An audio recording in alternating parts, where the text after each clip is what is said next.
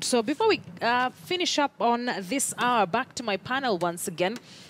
We left it at with the IEBC seemingly bruised as far as its credibility concerned, and some of the things we expect to hear from either NASA and Jubilee. This was one of the press briefings that has happened, so we are waiting for what either NASA or Jubilee should say. Given the kind of situation that the country is in right now, Andrew, what would you expect to come out of the NASA press briefing and the Jubilee press briefing? Well, the NASA press briefing is what I think is most important right now. I think it's Why do you think it's more important? because they're challenging the sitting government. The sitting government seems to be on the side of the IEBC or the IEBC. You know, they've become almost twinned, and I don't entirely, unless Jubilee has some surprise, a legitimate surprise to spring. I don't know what they're going to be talking about other than to call for comment and, you know, that we should all wait for the IEBC to do its job, which is what the observers said.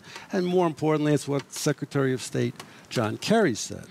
Now, I think that NASA will lay out on the table its demand for an entirely new election, because the initial announcement of the hacking essentially said that there was no election if you have hacking. The fact that the 52 pages were sent to the IEBC to give the IEBC a chance to do the right thing, which I think is also what a whole consortium of NGOs and human rights groups asked them to do their job professionally, do the right thing. And then it was basically the 52 pages were essentially tossed. And it was very confusing anyway, the way, you know, we are going to look at it. Our systems were not hacked. So they basically gave the IEBC a chance. So you think NASA is going to ask for fresh elections? Absolutely, absolutely, because it's logical. If the system is hacked, there was no election.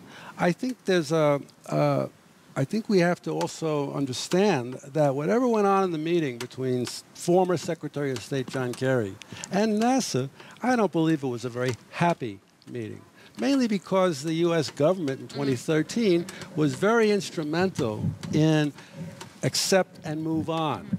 The U.S. government, the Obama administration, was extremely interested in the 2010 Constitution. A lot of money went into that effort, and since then, there has been a trend of stability, of a democratic celebration. I don't believe that. But talking of foreign governors, we've seen governments. We've seen how the foreign observers, the preliminary findings they've had of this particular election. It would really be interesting to note what you would have to say about what the EU has said, what the Carter Center has said, what the AU has said as well. All of the observer groups, all of the foreign governments that have been contributing money to this effort, a lot of money, have basically all said it's up to the Kenyan people to run their own elections. We can help, we can fund, we can finance, but we're not going to do it for the sovereign people of Kenya. I realized, in fact, that this also went back to the IEBC selection panel recruitment exercise. That was run by Kenyans for Kenyans. It's up to the Kenyans to decide. All right, Prof, please. Yes, Akisa, there are three levels at which I would like to make comment. One, when all these observers come, they are overseas partners of the Kenyan government, whichever government it is in place, the Kenyan institutions. Now, when they come, their observations are limited to fairly general observations, but not going strictly into the details of the operations, because those are entirely internal issues. So they stay clear. The picture they give you is that we respect what you are doing. We doesn't undermine our relationship with you as a nation. So sort out the details yourselves, which is similar to what you have said. The second thing is this, that if you look at the current election, Jubilee and NASA each prepared elaborately for, quote-unquote, winning the election. Now, the referee appears to have been the least prepared to referee the match. The reason clearly has come out when I look at IEBC top management, I don't know much about the inside, is that the top management, instead of standing on top of the box, is also sitting in the box.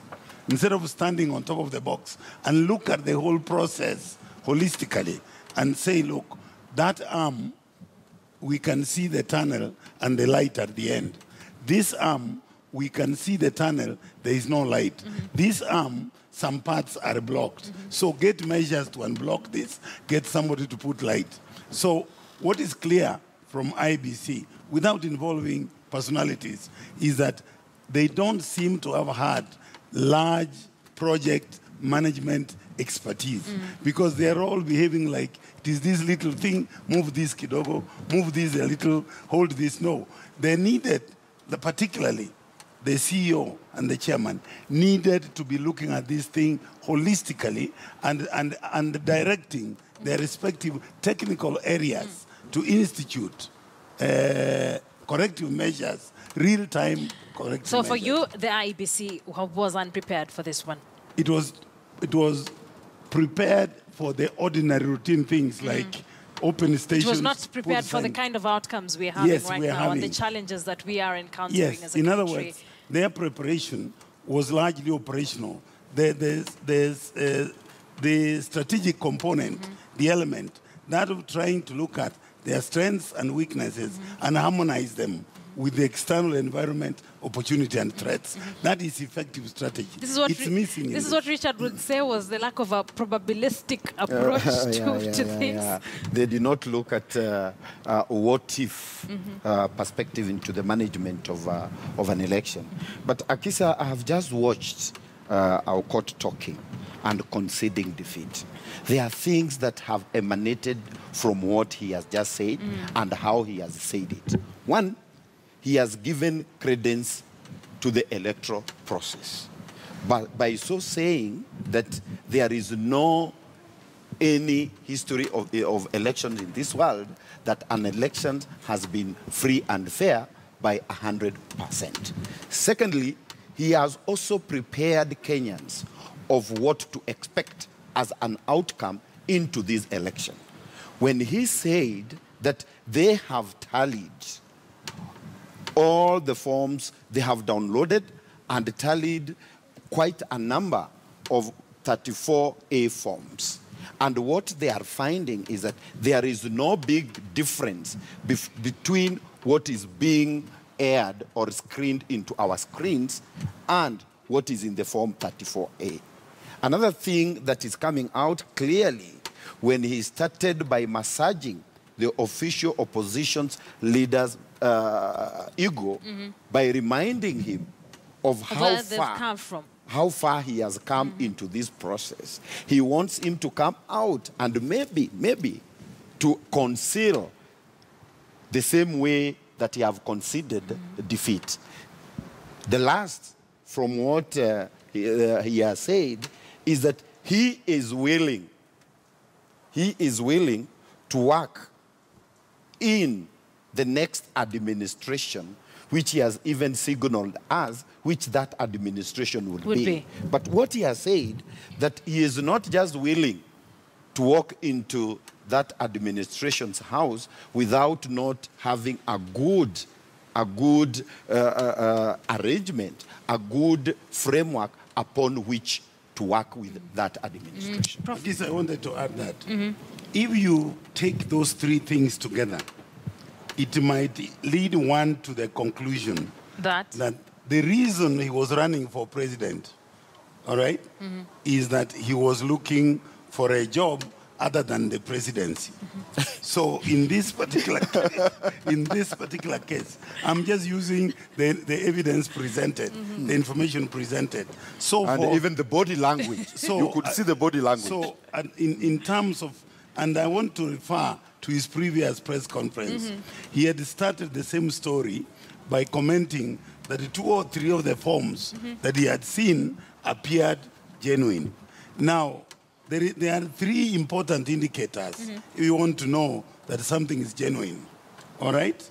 One is specificity. Is it specific with the characters that were attributed to it before it was utilized? Secondly, is it reproducible? Can that same form be reproduced in exactly the same form and still survive additional scrutiny? And the third, is it consistent? Now, what has been consistent about the court's behavior cannot be read about the consistency of IEBC behavior. So there is a dichotomy of interests. IEBC is actually suffering at the moment from a suspicion of incompetence. I'm not talking about collusion. That's not abundant, not evident yet. But there's clearly an element of large project management, lack of skills. Andrew. Well, I can't. Andrew, looking at. I can't disagree with that. I think that from the point of view of a personal opinion, if the announcement is we want a new election, there will be more certainty. But wouldn't there be some dire implications if such an announcement came out from the opposition today? Dire implications, budgetary? Ask the U.S. to fund it. They've been involved. What business do you have asking another government to fund your elections? I'll ask them because I live here. No, I'm serious because we are funding, they're already putting in $85 million to the U.S., $30 million to the IEBC. This Ambassador Godek looked at me and said, we're funding $30 million. Yeah, right. Thank you, former Marine. Richard looks like he thinks whatever you've said is just really ridiculous. You see, there is a general belief in politics that things don't just happen. They are made to happen. I'm very sure that our court did not find himself, and he did not just wake up to start reading the statements and why this time? Why this time? And why the delay by the two players into this not to have issued a statement before him? There must have been a reason as to why. And that is maybe what Professor is saying. He is just serving the reason as to why he had to vie in the first place. Now, probably because he believed he would be president? No. You see, I have not seen him even challenging some of the factors that made him go to court. I've not seen him coming out clearly to say, I have looked at some of the orders that the court issued in favor of me having gone to court, and IEBC has confirmed he didn't mention that. He just went straight to the purpose for which he wanted. Yesterday I said I would hope there would be a runoff, between the top two candidates. That was pretty stupid of me, because that basically said to all the losers in NASA, everybody, sorry, I'm on my way to State House. Go to hell. And this morning I saw Senator Kalonzo speaking in Swahili, talking about we need a whole new election. He was standing out in the cold somewhere and in the dark. And of course, you cannot just abandon all the people in your party. All right. And that's what I think is going to happen. Prof have the last word. I understand we need to close. Yes, Akisa. The first thing is, our court did not expect to be president because he was a general without an army. He had not mobilized masses of followers to compete with the Jubilee and NASA, and therefore begin thinking that he could end up somehow from flying from Turkana to Nairobi and back from Nairobi to Turkana. That would make him president. Come on.